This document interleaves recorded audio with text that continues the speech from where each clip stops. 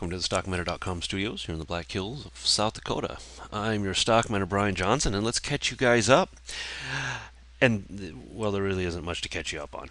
We have gone basically sideways, as we have most all of August. So the entire month of August was pretty much just nothing but sideways. We did have, actually, for the month, we were up for the month. So it was a pretty strong month overall, although it just didn't seem like there was much movement. And that would be a true statement. Didn't get a lot of movement during the month of August. Now we're into September. Just started the brand new week. Had Labor Day off. We're all back to work now. And after today, still not a whole lot to talk about. We had a couple of the indices were basically break even. And some of the indices are starting to show some life. Maybe the NASDAQ here, but it's still too early to call it. Really, guys, listen, stay neutral on this thing. It really feels like maybe there's some the potential for a major announcement to come before the elections is certainly still in the back of investors' minds. Whether or not they'll use that or hang out, continue this thing sideways in hopes that something does come out, I don't know. But you have to stay neutral on this. The fact that the heavy selling has not yet entered the market should tell you that we're not ready for heavy shorts yet. A lot of people are going to want to get contrarian. They're going to want to get short the market right now. But until we get some breaks of some major support levels, there's no reason to get yourself really short the market. You might be able to point the way that we've been moving sideways. You might still be able to pull a couple points here and there. We've had some decent moves to the downside over the like last week into this week. It hasn't been bad. You could pull a couple points out to the short side, but really, as for long term sell and hold type positions, there's really no reason to be doing it right now. So you want to still be very cautious in your trading, still be very neutral in your stance, and let's let the market show us the way. Right now, in front of you, move some lines. I want to show you this is really what I'm watching over the next week, 2 weeks, however long it takes to break these two levels. We're in a slow slide downwards. Like I said, no heavy selling yet, so the bulls still have the advantage here. All advantages still go to the bulls until we see the heavy movement come. So here are your moves into the next week, into the next 2 weeks, however long it takes, keeping in mind that September is traditionally, historically, not a very good month for the market. So, you can give yourself somewhat of a bearish bias because of historical numbers. I certainly wouldn't fault you for that, but the truth of the matter is, based on the chart, and only the chart, you have to be really more neutral to bullish here. We have not seen the heavy selling come in. When it happens, great. I'm on board. Let's go short. But until it happens, don't jump the gun. Don't get buried in a position that you can't get yourself out of without either A, losing your butt, or B, you just decide, forget it, I'm going to be stubborn, I'm going to stay in it. You're going to blow yourself up. That's not how professional traders do it. Don't be that person. Okay, looking for moves back above here and back below here. I think that's very clear. Moving on to the daily, you'll see the Dow's in the same thing. Look, not much here. If you take away this little shot to the upside and the move back down, just take away anything above 13.2, really, you'll see that we haven't moved much more than 200 points. It's 13,000 to 13,200 with the exception of this little hump here for the last month, really. It just hasn't been that big. We haven't seen a whole lot of movement. So, once again, we're trapped between the 20 and the 50. You're waiting for your moves above and below. It's truly, guys, the more conservative, safest way to play this thing. Sit on your hands, be patient, wait for the break to happen. Now, the Dow's showing a little bit more weakness than the rest of the markets. That is not uncommon at all. That's very common, actually, to be quite honest. So we'll, the rest of the markets as we push forward, you'll find are maybe a little bit stronger than where this is at. But overall, this is stuck nicely between the 20 and the 50. We're just waiting for a break one way or the other on that one. The NASDAQ here, also kind of, couple of shots to the downside. It keeps trying to push on this lower support area, but the bulls are very strong. Keep ripping it back up. Here's where you're at, guys. 2750, 2800. Really, that's pretty well defined. We're in a 50-point range, have been all month long, or at least the last half, I should say, of August. We've been in this big move. We're waiting for the breaks. Be patient. Same story, different verse here. Look at this beautiful move. What this is for the time being is nothing more than a high base formation. High base formations are bullish. So we're waiting to see which way it resolves itself. You're looking for pushes back above here and back below there. Those are going to be your moves. Notice that we're not stuck between the 20 and the 50 on the NASDAQ. It's stronger. It has held once, twice, 3 times the 20-day moving average.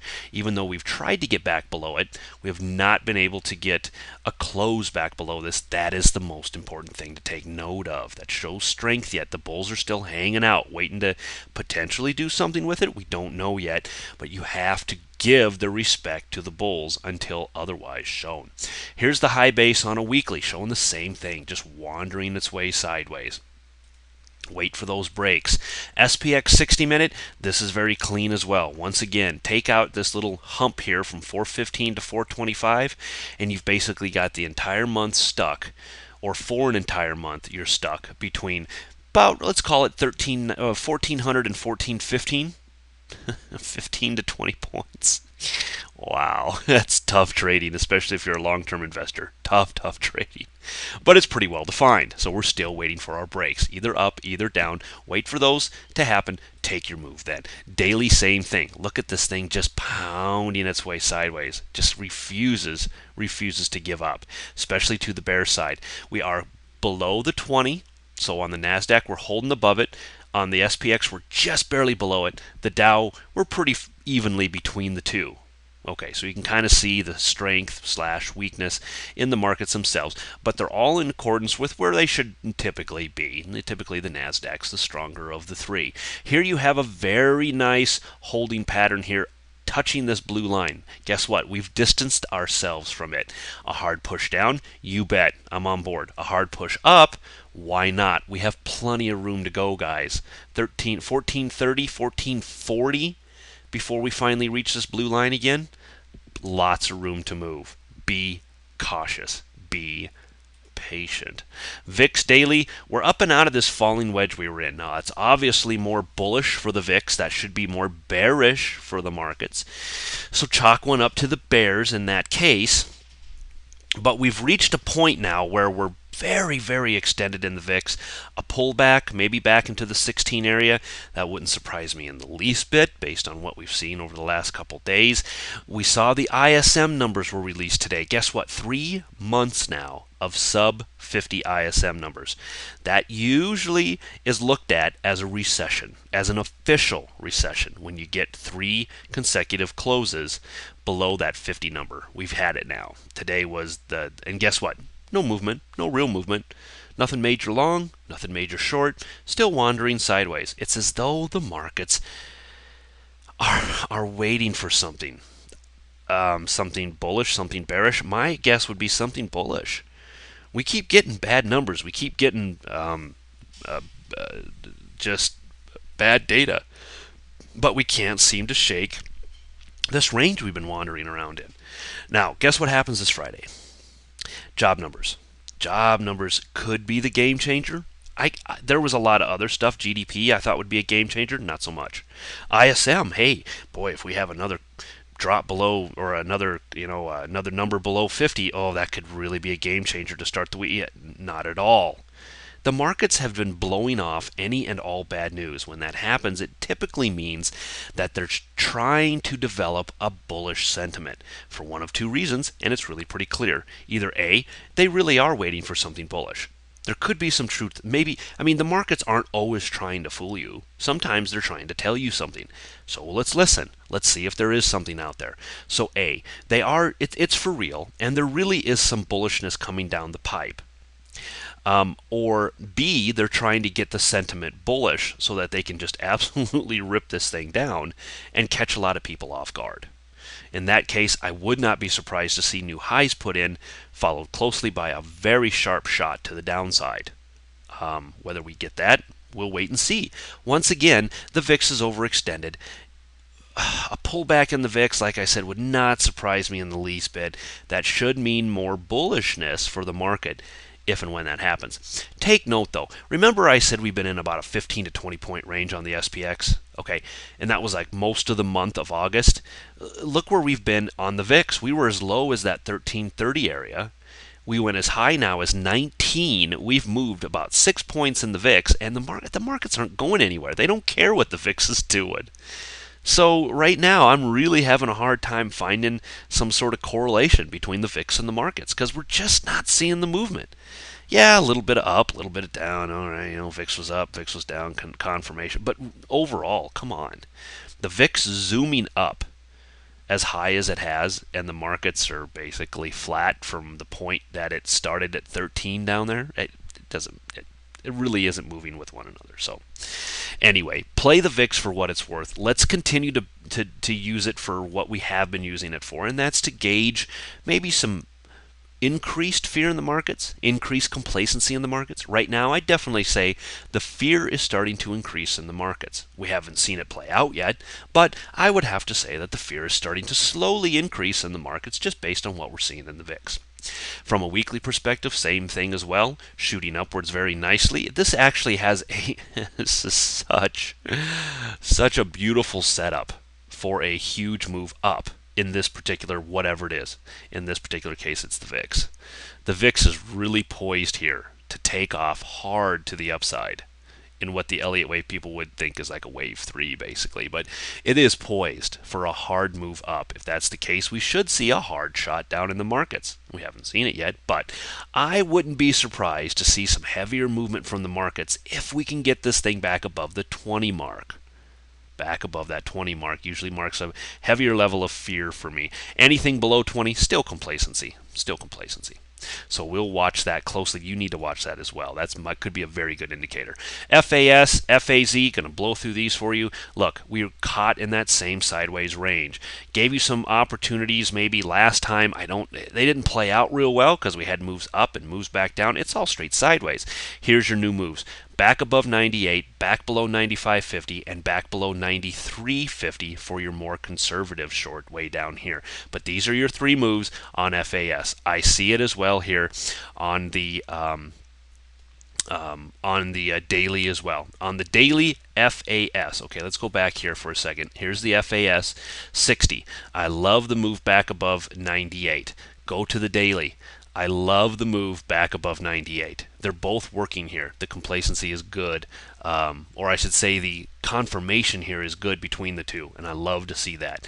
So if you want to get in and maybe hold on to it for an extended period of time, I would say 95 and 98. Those are your two moves right here on the FAS. If you want to get more aggressive, work off of the 60-minute chart. You're working at 98, 95, 50, and then 93 down here. But 95 is a really good place to look for a short as well. FAZ then is kind of caught in this channel, so we're going to want to be careful, but I'll give you a few options to think about. I think 1975 short, I like 2075 long, and I like 2050 long for the aggressive ones out there. If you like the aggressive entries, 2050 above that is your move to the long side on FAZ.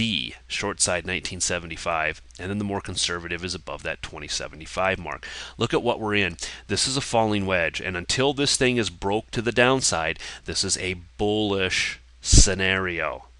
Chalk one up again for the bears. If this thing runs up, the market should run down. So this follows the financials right here. So if the financials see some heavy concern come in, Greece leaves the euro, something blah blah blah financially overseas or here, whatever, doesn't matter. Point being, if it breaks to the upside here, back above these higher levels, especially back above 21, FAZ should be a wonderful trade. Wonderful trade. So keep this one in mind because it's setting up beautifully. I love falling and rising wedges. Some of my favorite patterns to play. All right, guys, that wraps it up for this one. Sign up for the newsletter. $28 a month, can't go wrong. Call me, write me about the mentoring. You want to do this for real. You want to do this as a profession. You got to get an education. Got to start with an education. Write me about it. Let's see if it's right for you. Okay, guys, we'll see you again here. And I'm really, honestly, I know I say it every time, I really am going to try to get to 2 a week. And hopefully, if we get some movement, you'll see me on Thursday. If not, next week. Bye.